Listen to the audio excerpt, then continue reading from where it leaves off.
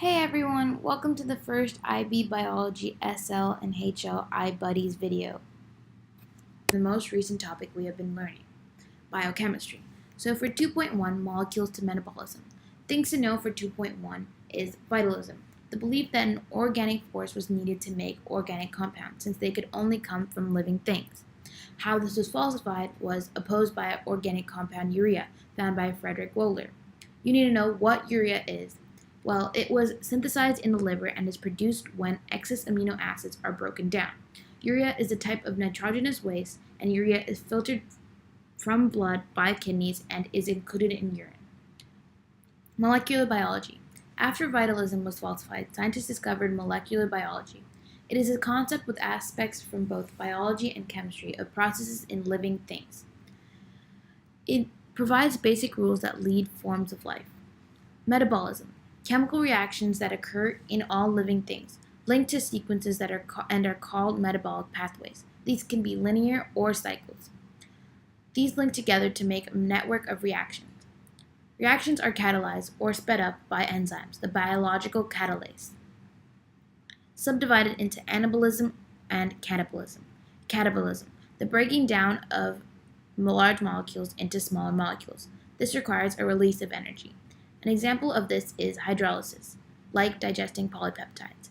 Anabolism, the addition of small molecules to form large molecules. This requires energy. An example of this is condensation, like the synthesizing polypeptides from amino acids.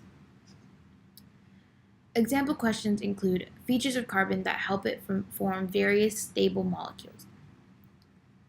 As you can see, the Lewis structure of carbon includes 4 valence electrons. This means that it can bond with up to 4 different or similar elements. Covalent bonds that are formed are strong bonds, which makes it stable.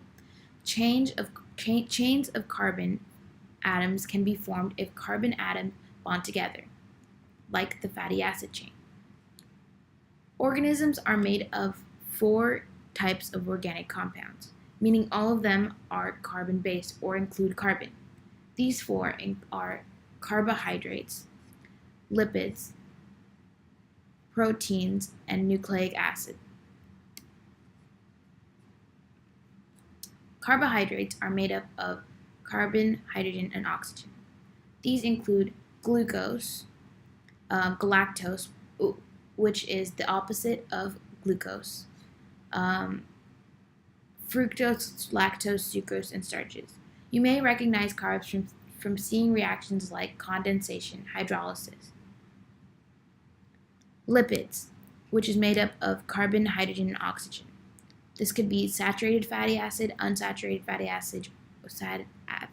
acid, or polysaturated.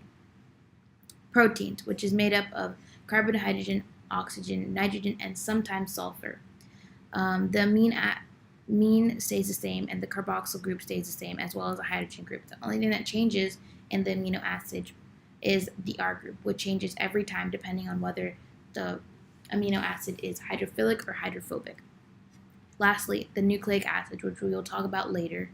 The carbon, hydrogen, oxygen, phosphorus, and nitrogen is what makes up the nucleic acid, and it is the basis of DNA, RNA, and our genetic information.